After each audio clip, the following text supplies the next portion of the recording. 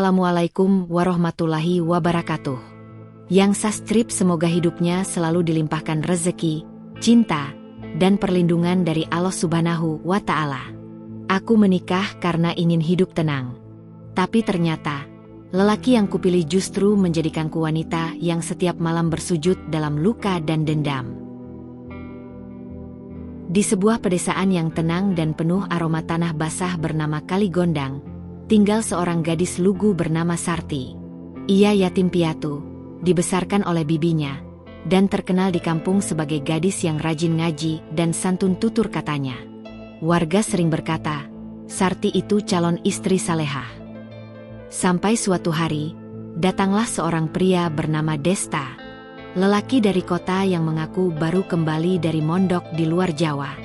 Wajahnya teduh, lisannya dipenuhi dalil, dan penampilannya seperti ustadz. Insya Allah, saya ingin membimbing Sarti menuju surga, kata Desta di hadapan warga saat melamar. Pernikahan pun dilangsungkan di halaman masjid desa dengan sederhana. Semua warga Kaligondang datang mendoakan. Sarti menangis bahagia, merasa doanya dijawab oleh Allah. Namun kebahagiaan itu hanya bertahan sebentar. Malam pertama setelah akad, Desta tak menyentuhnya. Hanya memberi tatapan dingin dan berkata pelan, mulai sekarang, kamu harus tunduk. Jangan buat aku marah. Sarti terdiam. Ia mencoba tetap ramah, membuatkan teh, menyiapkan bantal, bahkan menyeka keringat Desta. Tapi malam itu, Desta justru keluar rumah, duduk di beranda, dan terdengar menelepon seseorang. Iya, ini cuma urusan formalitas. Nanti gue kabarin. Hati Sarti mencelos. Ia tahu ada yang tidak beres. Tapi ia diam. Karena di Kaligondang, perempuan diajarkan untuk sabar, apapun perlakuan suami. Malam itu, Sarti menyadari, pernikahan bukan pintu surga, tapi awal dari jalan panjang penuh luka. Desta berubah total setelah ijab kabul. Di hadapan warga Kaligondang, ia tetap pria alim yang tutur katanya sejuk. Ia rajin ke masjid, kadang memberikan ceramah singkat setelah maghrib. Para ibu di kampung mulai berkata, beruntung sekali Sarti punya suami seperti Ustadz Desta. Namun Sarti menyimpan luka di balik senyum tipisnya. Di dalam rumah, Desta dingin dan kejam. Ia memperlakukan Sarti bukan sebagai istri, tapi seperti pembantu yang tak boleh salah sedikit pun. Salah taruh sendok, Sarti dibentak. Terlambat menyiapkan teh, gelas dilempar ke lantai. Dan yang paling menyakitkan, tak ada sedikit pun kasih sayang, bahkan dalam doa atau pelukan. Malam-malamnya dingin. Hati Sarti semakin beku. Pada hari keempat setelah menikah, Desta tak pulang semalaman. Ia hanya meninggalkan pesan lewat kertas di atas meja makan. Ada urusan penting, jangan tanya-tanya. Sarti gelisah. Malam itu, ia menangis dalam sujudnya, memohon petunjuk dari Allah. Tapi air mata saja tak cukup untuk menjawab pertanyaan di hatinya. Siapa sebenarnya lelaki yang telah mengikat hidupnya ini? Pagi harinya, Desta pulang dengan pakaian berantakan dan aroma parfum wanita asing. Ia marah saat Sarti bertanya dengan lembut, "Mas, tadi malam kemana?" Tanpa berkata-kata panjang, Desta mendorong Sarti hingga terjatuh ke lantai dapur. "Gak usah ikut campur urusan laki-laki," katanya tajam. "Kamu cuma istri kampungan. Jangan merasa punya hak." Sarti diam. Bukan karena takut, tapi karena hatinya terlalu hancur untuk bereaksi. Beberapa hari kemudian, seorang teman lama Sarti bernama Diva datang dari desa sebelah. Diva dulunya teman mengaji di majelis malam Kamis. Ketika mereka duduk di beranda rumah, Diva menatap wajah Sarti dengan heran. "Kamu kelihatan pucat. Ti, kamu bahagia sama suamimu?" Sarti menunduk. Bibirnya bergetar, tapi tak ada kata keluar. Hanya air mata yang menetes perlahan. Diva tahu. Ia tahu dari tatapan Sarti, bahwa di balik status istri Ustadz, tersembunyi luka yang tak bisa dijelaskan. Desta muncul dari dalam rumah, melihat dua wanita itu mengobrol, dan langsung memanggil keras, "Sarti, jangan lama-lama ngobrol." Masak belum selesai. Diva terkejut. Suara Desta bukan suara suami yang lemah lembut seperti di masjid. Sarti buru-buru berdiri. Maaf, Div. Aku harus masuk dulu. Malam itu, Diva mengirim pesan lewat secari kertas yang ia sembunyikan di dalam sajadah Sarti. Kalau kamu butuh bantuan atau ingin pergi dari sini, hubungi aku. Jangan simpan semua luka sendirian. Ti. Sarti membaca pesan itu sambil gemetar. Ada rasa haru, tapi juga ketakutan yang lebih besar. Jika Desta tahu apa yang akan terjadi, sementara itu, Desta makin sering keluar rumah dan pulang larut malam. Kadang 2 hari tak pulang sama sekali. Ketika Sarti mencoba bicara baik-baik, Desta malah tertawa sinis. Ngapain kamu tanya-tanya? Aku ini laki-laki. Kamu pikir bisa atur aku? Lalu datang berita mengejutkan dari warga. Ada seorang wanita bernama Nina, dikenal sebagai janda cantik dari kota, yang sering terlihat bersama Desta di luar Kali Gondang. Mereka dikabarkan dekat. Bahkan ada yang melihat mereka masuk ke hotel bersama di Purwodadi. Sarti hanya bisa duduk diam di sudut dapur sambil memeluk lututnya. Hatinya perih, tapi ia masih berharap Allah mengubah hati suaminya. Tapi malam itu, Desta pulang dengan membawa kabar yang menghancurkan. Kamu nggak bisa ngasih aku anak, ya? Badan kamu kayak tulang berbalut kulit, nggak menarik. Aku butuh istri yang bisa bikin aku bangga. Sarti terpukul. Ucapan itu menusuk langsung ke batinnya. Padahal baru 2 minggu mereka menikah. Setelah Desta tidur, Sarti duduk di teras rumah, memandangi bintang-bintang. Ia menggenggam sajadah di dadanya, berbisik lirih kepada Allah. Allah, kalau ini takdirku, aku akan terima. Tapi jika aku boleh memilih, berikan aku jalan keluar. Aku hanya ingin dicintai dengan ikhlas. Dari kejauhan, suara kodok bersahut-sahutan di pematang sawah Kali Gondang. Langit gelap, tapi hati Sarti lebih gelap. Malam itu, untuk pertama kalinya, Sarti mulai berpikir, apa aku harus pergi? Hujan turun di Kali Gondang sejak siang. Tanah becek, udara lembab, dan suara gemuruh petir menyatu dengan hati Sarti yang mulai retak sepenuhnya. Sudah hampir sebulan sejak ia menikah, tapi belum pernah sekalipun Desta memanggilnya dengan panggilan mesra. Bahkan nama pun jarang disebut. Yang keluar hanya bentakan, perintah, dan cercaan. Malam itu, Desta pulang dengan motor yang dipenuhi lumpur. Ia tak langsung masuk rumah, tapi menelepon seseorang sambil tertawa kecil di bawah pohon jambu depan rumah. Sarti mengintip dari balik gorden. Hatinya mencelos saat mendengar Desta bicara sambil tersenyum. Sayang, aku rindu. Iya, dia MAH cuma pajangan doang.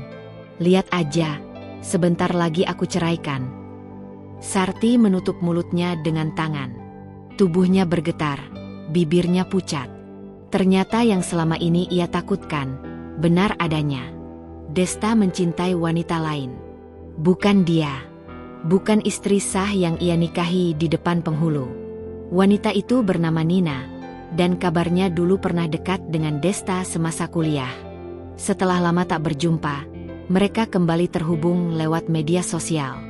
Dan sekarang, hubungan itu menjelma jadi api yang membakar rumah tangga Sarti. Pagi harinya, Desta duduk di ruang tamu dengan wajah dingin.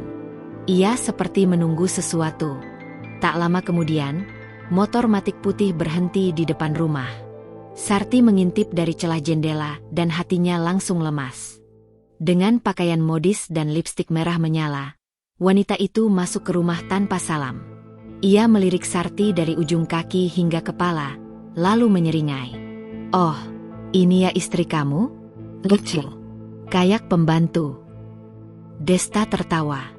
Iya, makanya kamu cepet siapin aja surat-surat pindahan itu. Aku nggak betah di sini. Sarti berdiri membatu.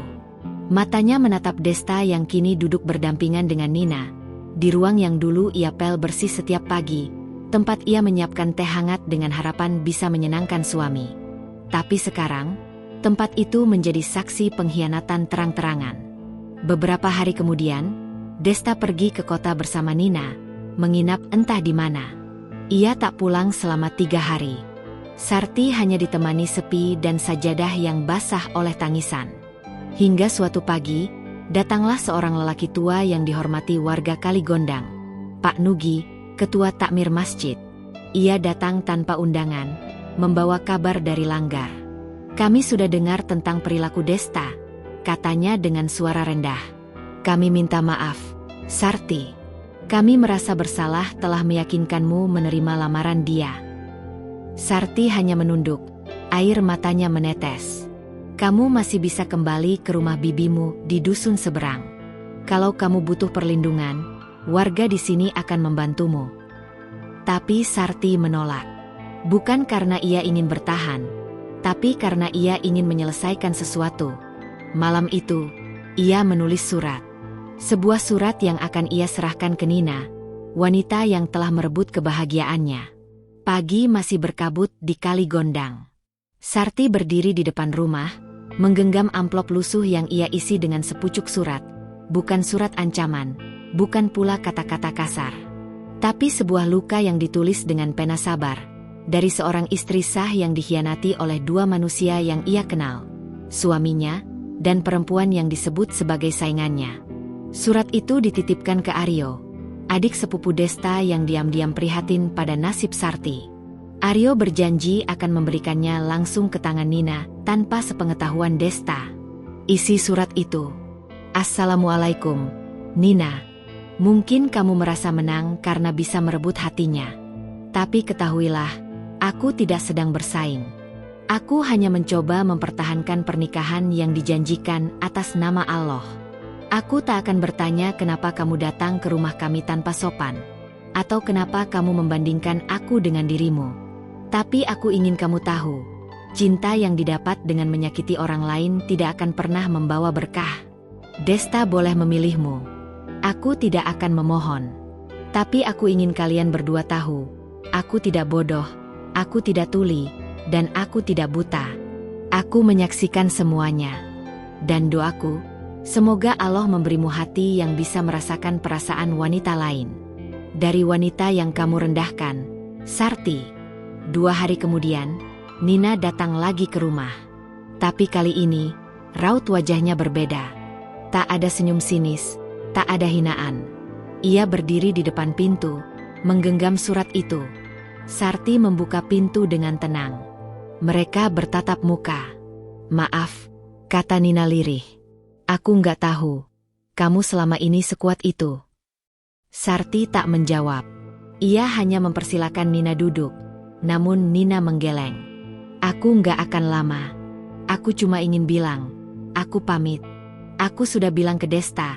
Aku nggak mau lanjut hubungan ini. Aku nggak mau jadi bagian dari dosa kalian."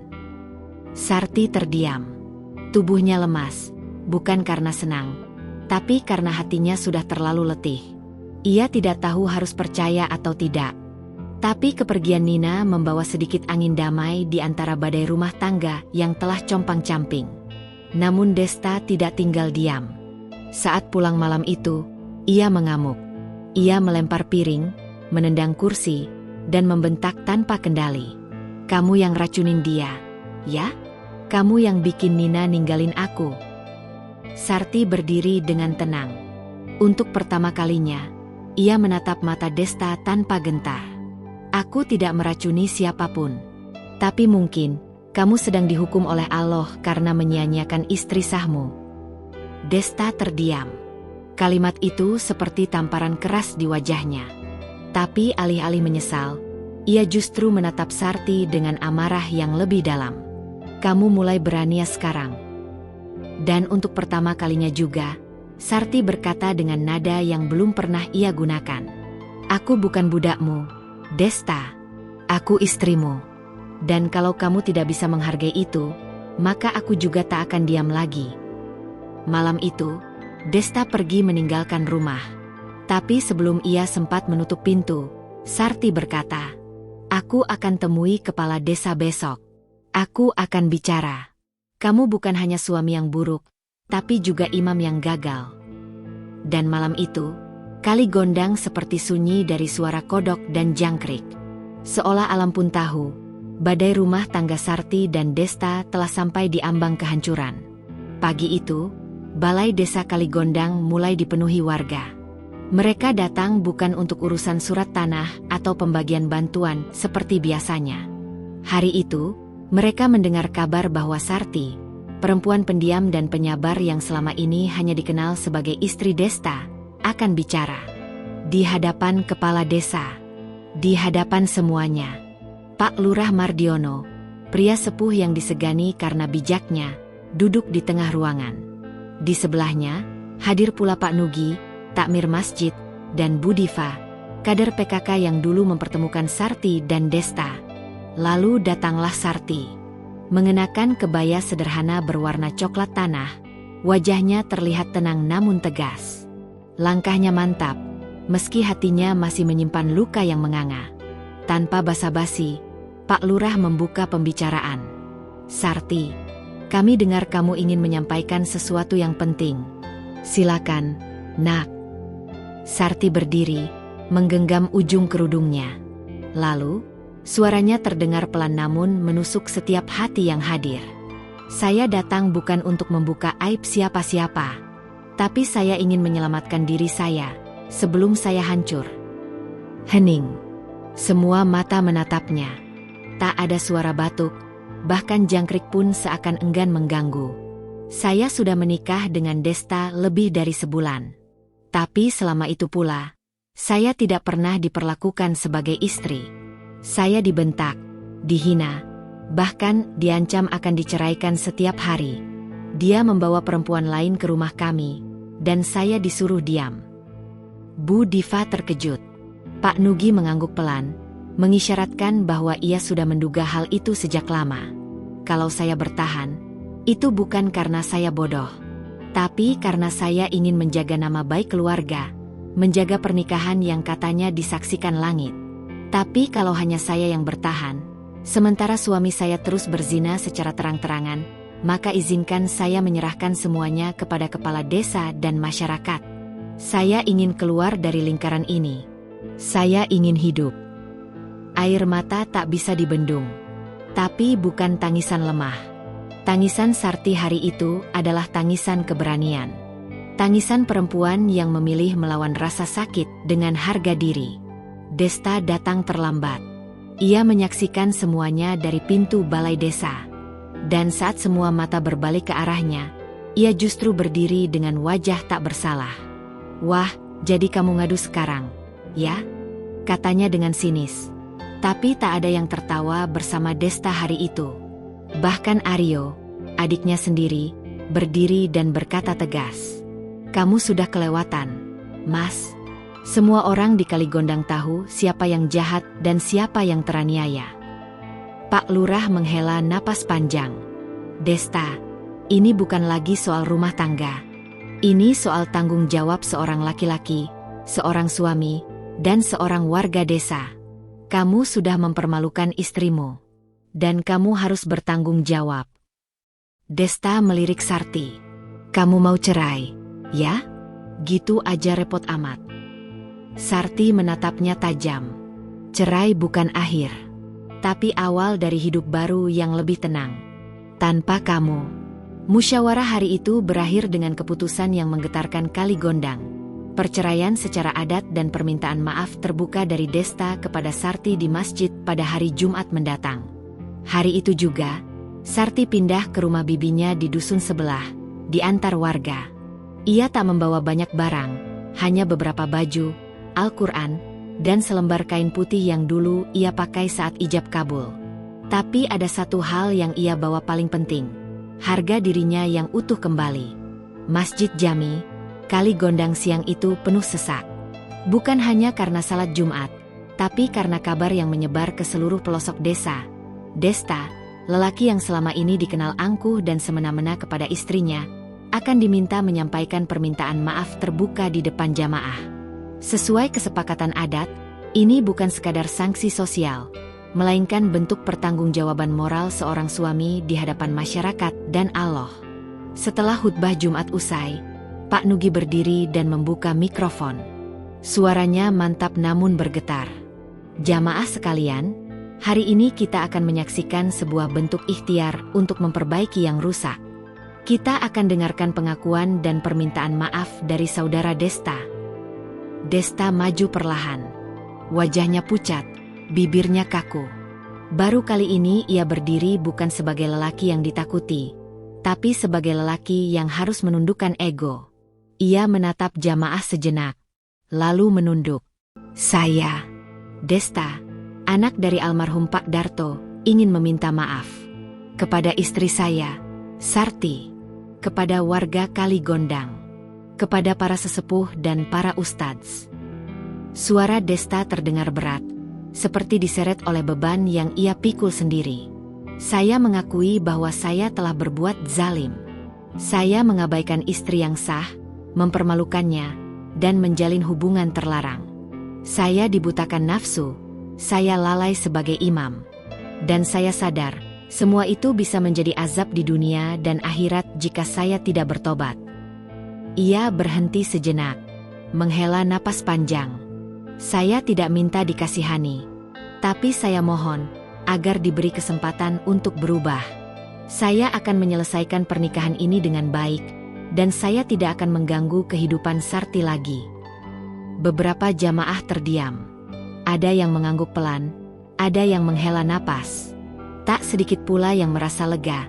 Kezaliman ini akhirnya diakhiri dengan kalimat sadar. Tapi yang paling penting bukan kata-kata Desta, melainkan perempuan yang berdiri jauh di belakang masjid, berkerudung abu-abu, menyeka air matanya sendiri. Sarti. Ia tidak datang untuk membalas dendam, bukan pula untuk memamerkan kemenangan. Ia hanya ingin melihat, apakah suaminya benar-benar bisa menundukkan keangkuhan dan membuka pintu taubat. Dan hari itu, meski hati Sarti belum sepenuhnya sembuh, ia tahu, dendam yang dibalas dengan harga diri lebih mulia dari balas dendam dengan luka. Malamnya, Sarti berzikir di kamar barunya. Bibinya menyuguhkan teh hangat, sementara angin desa meniup pelan gorden putih di jendela. Sarti membuka mushaf, menatap ayat yang tadi ia temukan. Dan orang-orang yang bersabar karena mengharap keridaan Rabb mereka, mendirikan sholat, dan menafkahkan sebagian dari rezeki yang kami berikan kepada mereka secara sembunyi dan terang-terangan, serta menolak kejahatan dengan kebaikan, mereka itulah yang mendapat tempat kesudahan yang baik. Quran Ar-Ra'd 22. Sarti menutup matanya. Dendamnya sudah cukup. Bukan dengan kebencian, tapi dengan keberanian untuk meninggalkan orang yang menyakitinya, demi jalan yang lebih terang bersama ridho Allah. Beberapa hari setelah permintaan maaf terbuka itu, suasana desa Kaligondang perlahan kembali tenang. Tapi di balik ketenangan itu, sebuah rahasia lama mulai menunjukkan jejaknya. Sarti, yang mulai kembali mengajar ngaji anak-anak di langgar kecil belakang rumah bibinya, tak pernah menyangka bahwa kepedihannya hanyalah sebagian kecil dari cerita besar yang disembunyikan rapat-rapat. Suatu sore, Aryo, adik Desta, datang menemui Sarti dengan wajah murung. Ia duduk di teras, membawa secarik amplop coklat lusuh. Aku harus minta maaf, Mbak, ucap Aryo lirih.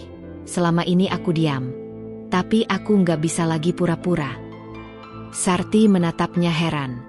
Aryo membuka amplop itu, dan mengeluarkan foto-foto serta fotokopi surat-surat. Salah satunya adalah akte kelahiran seorang anak laki-laki, yang tak pernah disebutkan oleh Desta.